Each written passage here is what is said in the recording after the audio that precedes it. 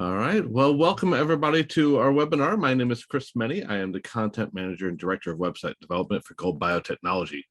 Go Bio is a supplier of proven, published, and affordable reagents and chemicals for research labs and small businesses all over the world. We specialize in thousands of day-to-day reagents that you need for the lab, but at affordable rates you can discover more. Check out our website for all of our products at gobio.com. Our webinar today is called 10 Sustainable Things that Every Lab Can Start Doing Right Now with Dr. Fanny Yuen. Dr. Yuen is passionate about sustainable science. She helps both industrial and academic labs develop science-based action plans that minimizes their carbon footprint without compromising their great research. She has also founded the Green Your Lab movement, a free network offering knowledge and expertise to help in every lab on every budget go green. Hi, Dr. Yuen. Welcome to our webinar. Hi, Chris. Thank you. All right. So if you want to start sharing the screen, and I will mute myself and take off video. Is my screen showing? Great. Hi, everyone. I'm Fanny, and today we're going to talk about how to green your lab. So as Chris was saying, I'm part of an organization called greenyourlab.org. It's a free network for you to join where you can get some more information about how you can be sustainable in your workplace. So the first question you might ask is, what is Green Labs? So Green Lab is a movement where we're trying to make science more sustainable. Research work is extremely energy, water, and waste intensive. And we want to change that. It's actually really surprising to know that at academic institutions, we produce about 12 billion pounds of plastic waste per year. I'm from Vancouver, and that's enough to cover all of Vancouver up above my head every single year. A lab will use 10 times as much energy and 6 times as much water. We believe that we can change that without actually changing the scientific integrity of our experiments. So 10 actions for you that you can do today. So number 1 is to start the discussion. Of course, you can be green all on your own, but it is so much more fun if you include other people. So many of the easy changes are behavioral. That means if you can get other people to join the cause, the impacts will be multiplied. For a lot of scientists, just simply talking about the environment may be enough to get them to make changes. They may already be in the lab thinking to themselves, oh my gosh, I just spent a day in tissue culture and I have 3 bins of plastic biohazard waste sitting there, all from me. And they're looking for a way to change. That's easy.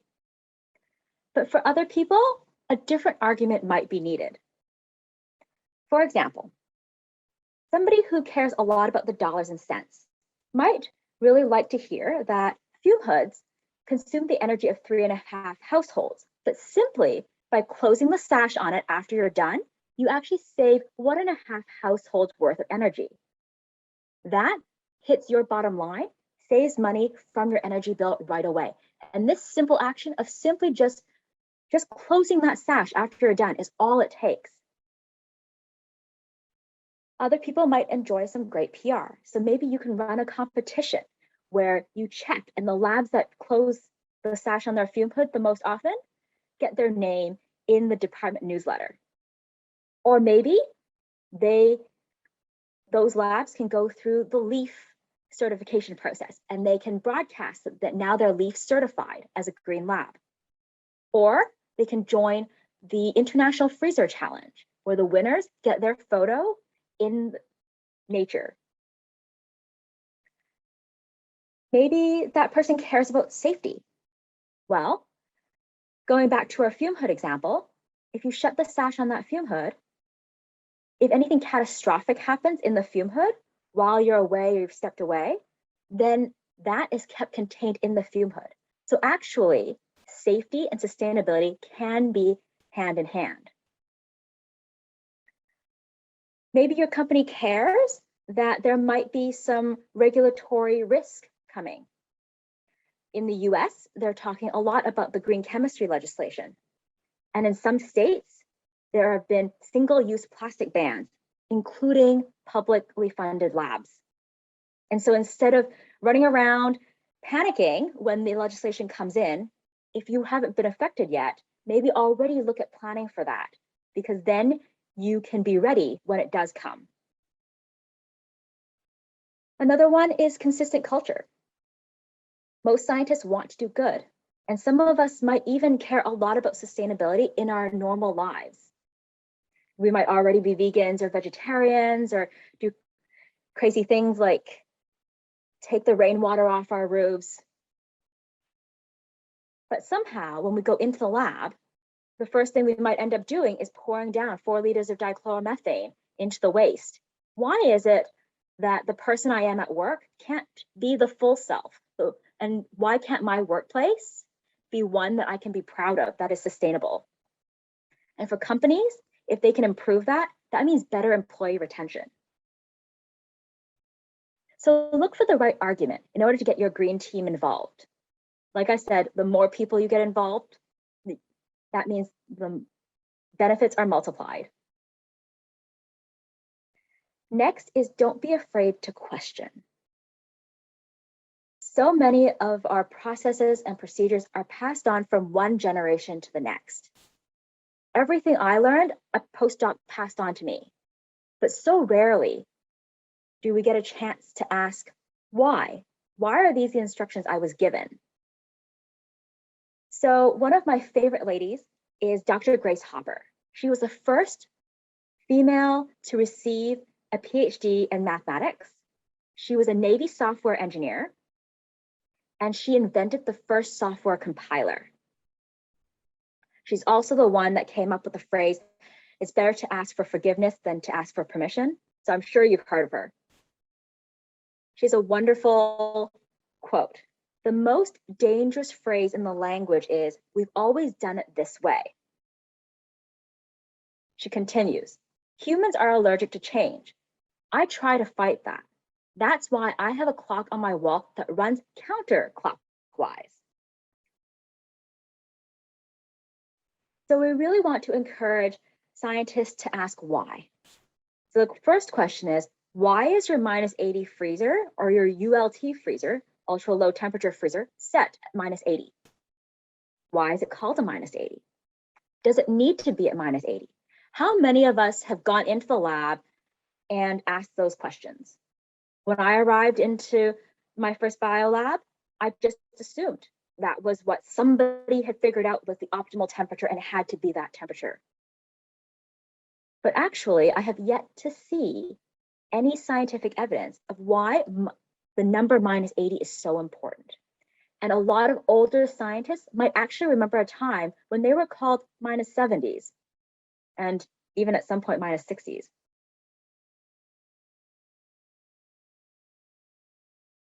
So we're really trying to encourage scientists to think about it. Do you actually need your freezer to be at -80? Because if you can set it at -70, that saves up to 30% of the energy. The theory is that actually it's a marketing ploy, is what happened, is that manufacturers came out with these -80 freezers, they were able to get to -80, and they convinced us that we needed them, that that's what would store our samples best. But the research is increasingly showing that actually storing it at -70 gives you the same sample integrity. So go and question why your freezer is set at the temperature that it's set at. And what's really interesting is I was talking to some collaborators in Australia. In my lab, we have -20 freezers as well. Their -20 freezers are actually set at -30. I asked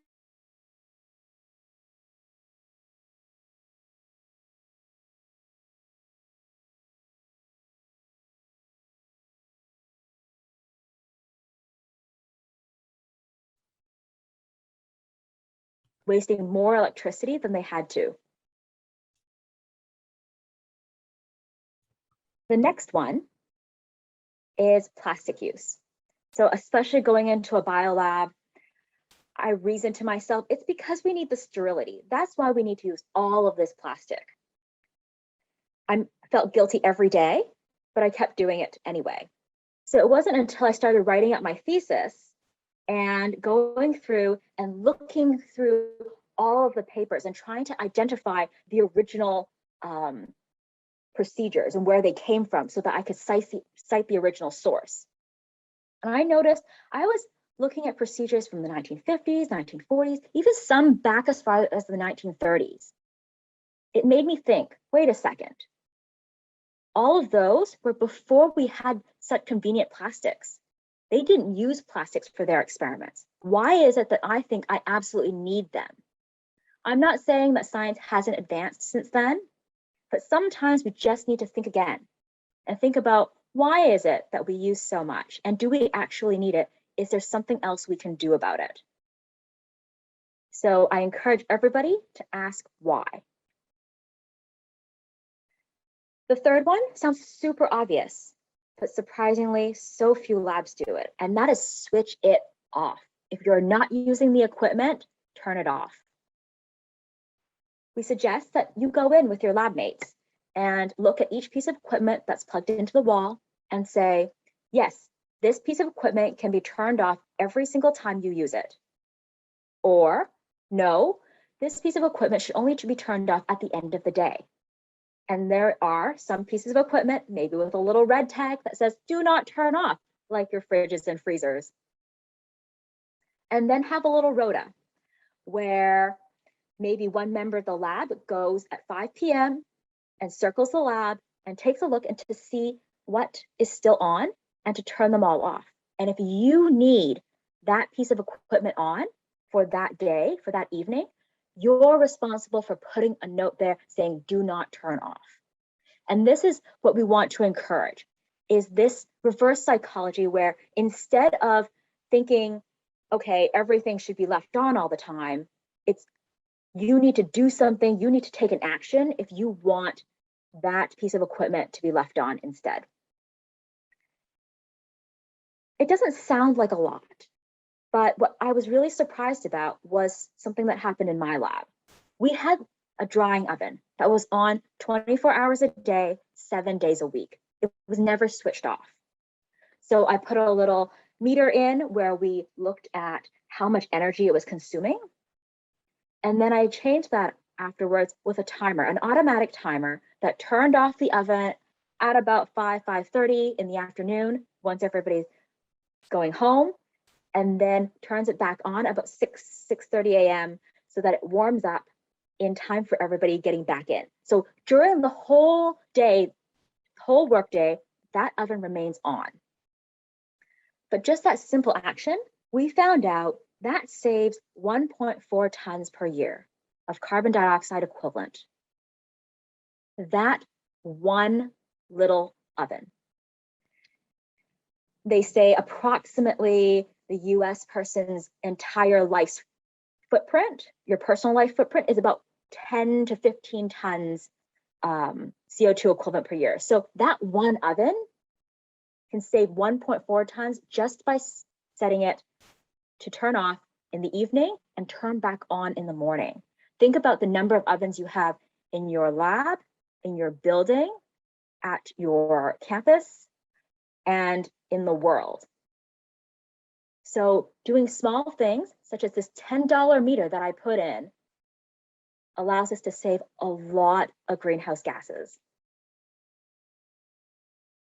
The next is to reduce, reuse, and recycle. A lot of us think that in the lab, especially a bio one, you're unable to do any of that. We're taught this mantra when we were younger, and we try to do it well in our personal lives. But somehow, once we go into the lab, we think, nope, can't be done. We're challenging that. So the first, you should always do it in that order: reduce, then reuse, and then recycle. So when it comes to reduction, think before you act. So think about your experiments, what you have to do, and see how many repeats do you actually need? And what is the sample size you need? Can you make it smaller? Can you reduce? then is to reuse. So there's a lot of plasticware where you are actually able to wash it out and reuse it, especially the good quality ones. They can even be autoclaved. Yes, they say single use on them, but we've actually had a lot of luck being able to autoclave them as well, so that you can actually have sterile plasticware back out again. And the last is to recycle. There actually are some companies who are taking back previously biologically contaminated waste. So you have to probably sterilize it before you give it to them. And there are even some companies out there now that are taking biohazardous waste, contaminated biohazardous waste off your hands. So look for some of these recyclers. Number 5 is cold storage. So be good to your freezers and fridges. Most labs have freezers and fridges, and if yours doesn't, I encourage you to take all of these tips back home to your fridge and freezer at home. So number 1 is to do preventative maintenance. Some of the very simple ones are to vacuum the coils in the back. So I don't know if you've noticed, but pretty much every fridge and freezer in the back has a set of coils. If they're covered in dust, they're not doing their heat transfer effectively. And essentially, you're just wasting electricity for no reason. The second is to always check the seals around. Make sure that they're soft and supple and not cracked. Any cracks means that cold air is just seeping out. The second is to do a fridge and freezer inventory. So I do this at home. Every fridge and freezer, I have a white sheet of paper, very simple. And when I put something in, I go and mark down what I put in and the approximate location where it is. And when I take it out, I cross it off. And so I always know what's in my fridge and freezer without having to look in it, because actually just opening the lid or the door of the freezer lets out a lot of that cold air that's been accumulated. And it takes a lot of energy to get it back down to temperature. So if you know exactly where your items are and what you're looking for, open the door, grab it, and get out of there as soon as possible. And that's a great way to save. For labs, there are some more sophisticated softwares that you might be interested in, and a lot of them are free for academic use. Some that have very sophisticated systems where you can even barcode all of your samples and track exactly in which box and in which container that they're located in. Number 3 is to regularly defrost. If you have ice buildup, the freezer looks smaller and gets smaller. And in addition, that frost buildup, that ice buildup can actually then go along the seal and not let you close the door properly. Again, letting out cold air. Number 4 is to do an annual clean out. We all have stuff in our freezer that has been in there too long, whether it is a sample that's no longer labeled and we don't know what it is, or that steak that's super freezer burnt that we think that we might try to eat one day. So do an annual cleanup, go through it. If you don't need it, stop storing it. And therefore, if you clean them out, you might find room for the next set of samples so that you don't need to buy a new freezer. Number 5 is to check your operating temperatures. So we already talked about the difference between -70 versus -80 and -20 versus -30. But here's another question. Is your freezer actually running at its set point? A lot of freezers only have the number on the front, which indicates the set point that you set it at. But is it actually that temperature inside? You might want to put in a little thermometer if it doesn't already have one. And if it has one, to ensure you clean the ice off of that thermometer, because ice buildup on that thermometer can alter the temperature reading by about 5 degrees. Number 6 is to look for room temperature storage or just higher temperature storage. So there might be kits that you can buy where you're supposed to store it in your -80, but maybe there's a different version, an equivalently good version, where you can say store it at room temperature or store it at 4 degrees. Choose that. If you choose the ones that are stored at a higher temperature, then you make room in your -80s for something that's more precious. And this happens in food as well. I was looking at for spring roll pastry the other day. I saw a version that is in the freezer, and I saw another version dry that you just dip in water before you wrap your spring rolls in. Both very tasty. Number 7 is sharing and caring. Well, sharing is caring.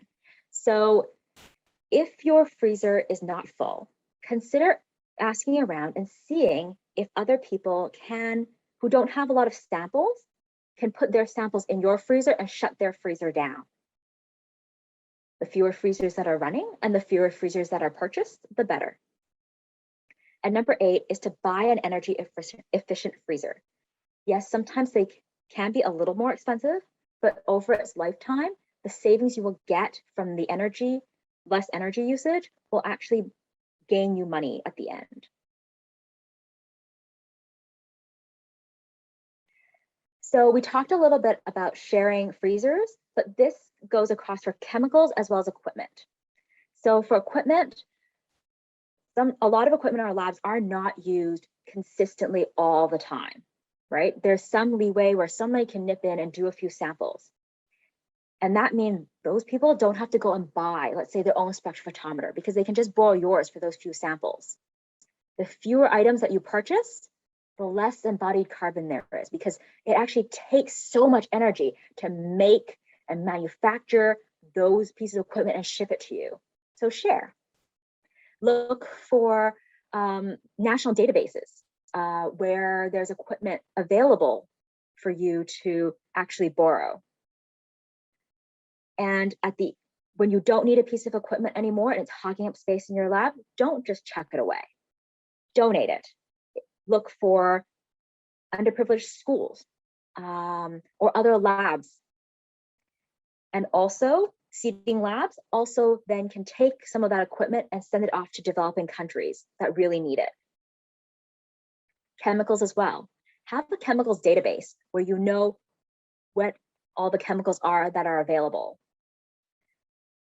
And if you see it and you need something, you can say, hey, look, I really need some of this. I only need a couple milliliters. Can you spare some? And that person might say, yeah, that's fine. Or no, I'm going to use it, but because mine is more short dated, I don't need it for a while. You can replace it for me. So you can use theirs that's going to be short dated and buy them a longer date one, and therefore extending the lifetime of the chemicals. And the next is donating. So Coast University, for example, has a system where researchers will put all of the chemicals they don't need anymore onto a database, and it's completely free for anybody else who'd like to use them. Number 7 is don't forget your computer. So a lot of us have been moving to a lot more computer work. And yes, in general, it's more sustainable to do modeling than to, say, do a lot of lab work, but your computers don't get a complete free pass. An email actually can cost between 4 and 50 grams of CO2 equivalent. So unsubscribe. All of that junk mail that's in your inbox, they're so super annoying. So press unsubscribe.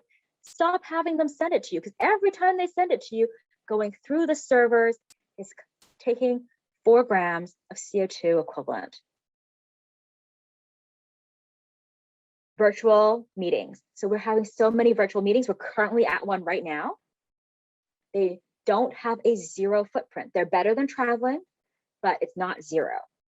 And so I highly suggest that if you're in a really big seminar where the speaker can't even see you anyway, turn your camera off, because that decreases your carbon footprint by 96%. Also think about where your data is backed up. How many backup copies do you need?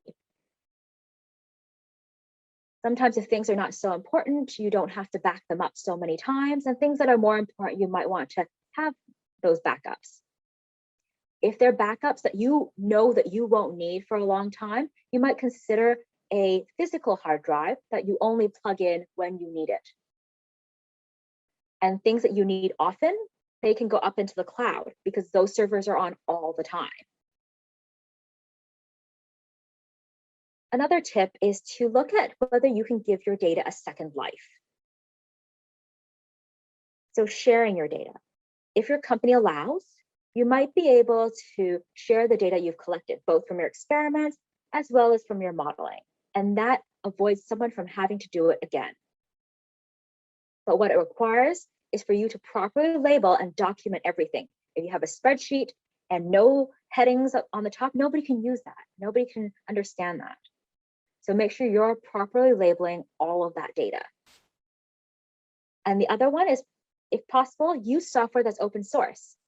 Then you're not tied to those licenses. Other people who can't pay for the licenses or the software is no longer supported can still be able to open and access your data. Number 8 is, where are you going? So this was published in Ecological Indicators.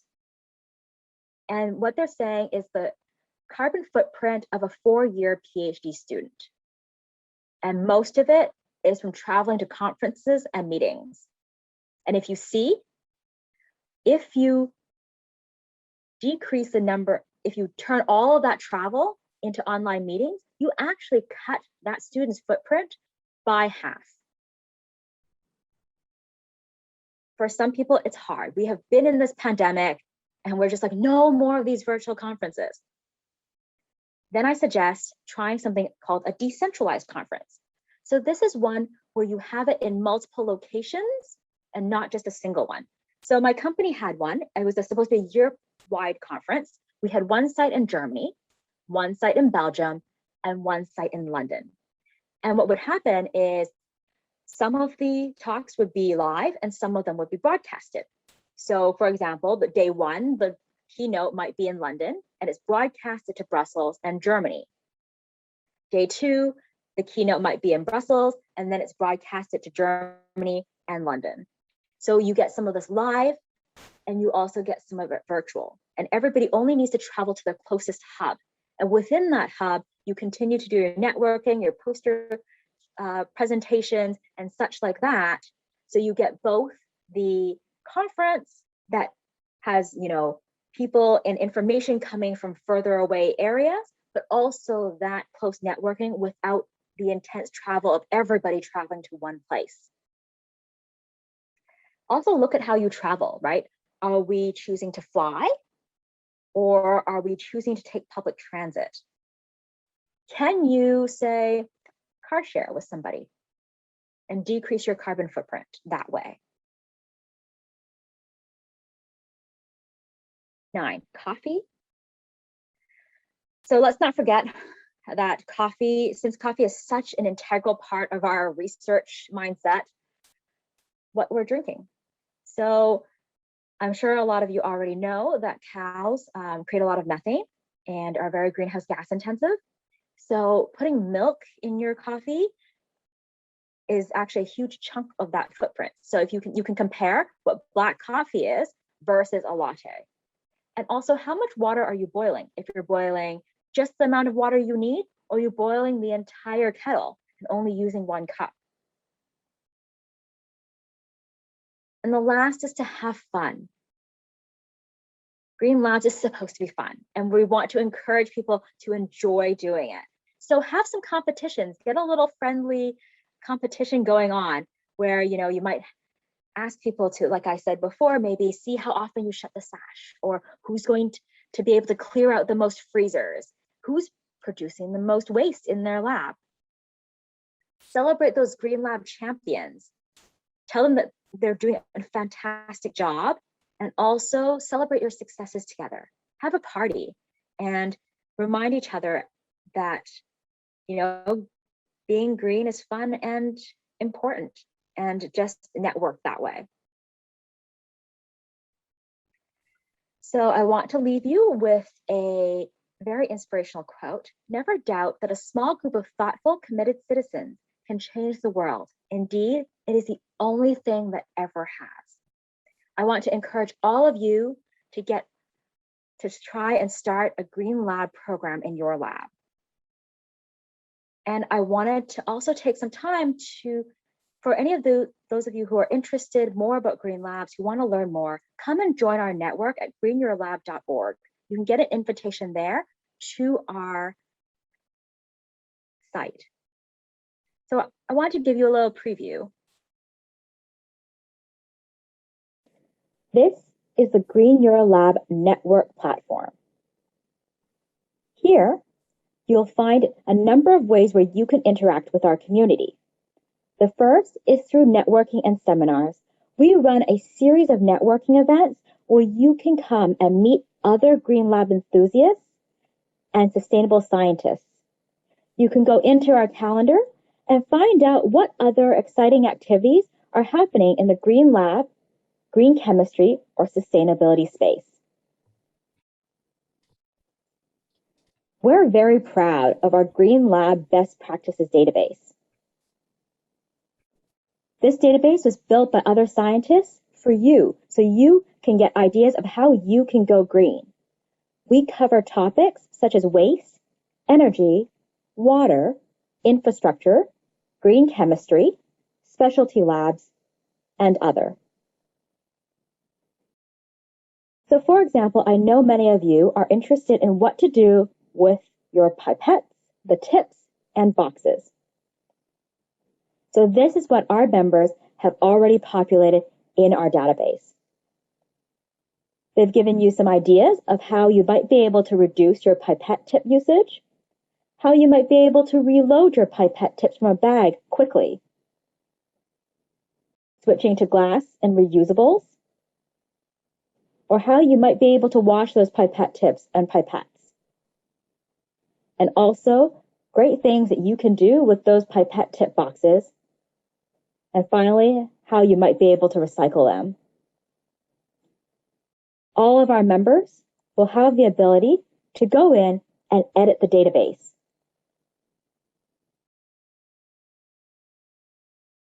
This is a database made by Green Lab enthusiasts for Green Lab enthusiasts.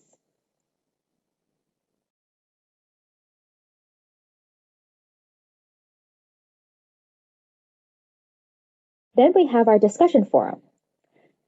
Sometimes the Green Lab database has enough information, but other times you just need a little bit more help.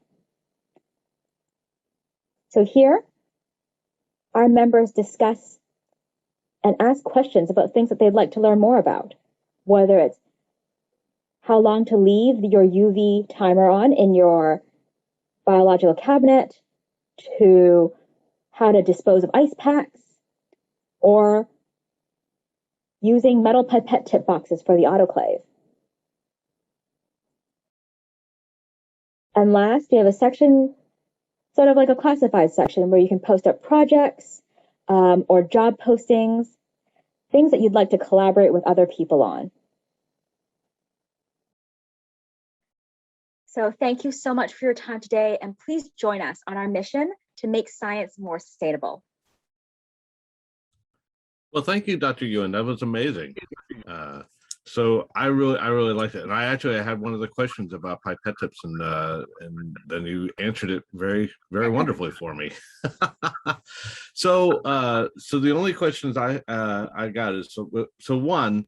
Let's say, for instance, I have an old freezer in my lab. I mean, this thing is from the late 70s or early 80s. Do you recommend that we replace it with a more efficient, newer, more efficient freezer? Or is the cost offset from the manufacturing process of that? So there are some more complicated calculations that you can actually make. But in general, we say, just as a rule of thumb, if you're looking just at sustainability and not looking at the energy, like the monetary energy savings, then we say keep the freezers for as long as you can, because just the extraction of all the materials and all of the shipping and just all of everything that had to be done to create that freezer, that embodied carbon is huge. And especially nowadays, we're getting to better and better. Okay, the US has some improvement to do, but better and better sources of electricity, more renewable. So that footprint is getting smaller in comparison. So yes, like I said, if you want to do a very detailed calculation, there are some, and you can, and you may find there is a point at which you should replace that freezer. But if you're not up for doing that, as a rule of thumb, keep it for as long as you can. Okay, well, that makes sense. I mean, it's one, like you said, it's like if it's still working, then it probably is efficient. You can just continue, right? Yeah, just So make sure that when you do dispose of it, that you're really careful about what happens to the refrigerants. Because some of those old yeah, freezers might have some of the old refrigerants in it, right. and so just be really careful on how that's disposed of. Okay. Well, the other question I had was, so you were mentioning like reusing the plasticware and autoclaving it. Does your website have like recommended instructions for, like, is it different instructions for autoclaving those kind of one-use plastics that's still safe, but it, doesn't, but it's still effective? Yeah, so in general, just basically, right? We reusing those plastics, washing them out tends to be Hmm. something in a low Vircon, ethanol, distol, something like that. And then we rinse them out and then we put them in the autoclave. Not all plastics can be are autoclavable. So we're Right. starting to build a little database where people are putting in their successes and their failures.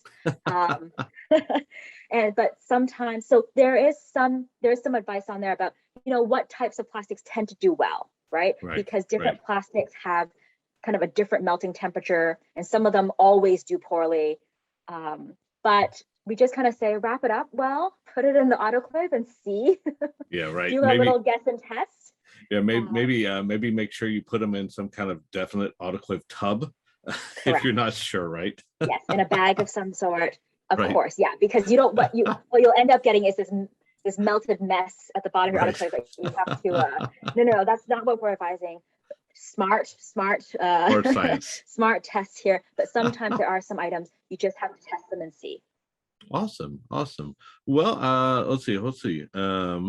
So as a student, what actions can you implement to convince your PI to get involved in the Green Lab?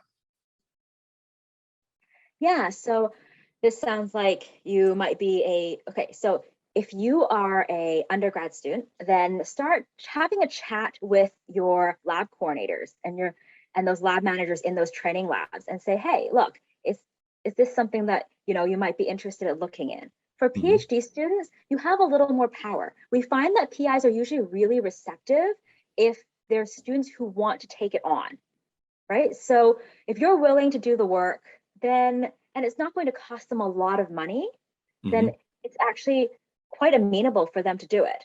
And we talked about the different ways that you can kind of encourage them before, right? You can talk about the monetary savings that they might get, or the positive PR from getting that, green lab certificate, or winning a competition, or just the extra safety benefits. And Right. PIs want you to be happy, right? They want they want their students to do well. And if this is something that you want to do, a lot of them won't stand in your way, especially if it's not going to cost them more. Right. Right. All right. Well, that's all. I mean, that's amazing. So thank you for coming on with us and sharing your amazing things. To all the attendees, we will be this webinar is being saved, so we will be sending out a link probably sometime early next week with a link to the webinar. You can watch it anytime you want. But I appreciate it, and I appreciate your Green Your Lab website. That's it's amazing. So I hope everybody signs up for that. Thank you so much for inviting me, Chris. All right. Well, we'll talk to you guys later. Thank you. Bye. Bye.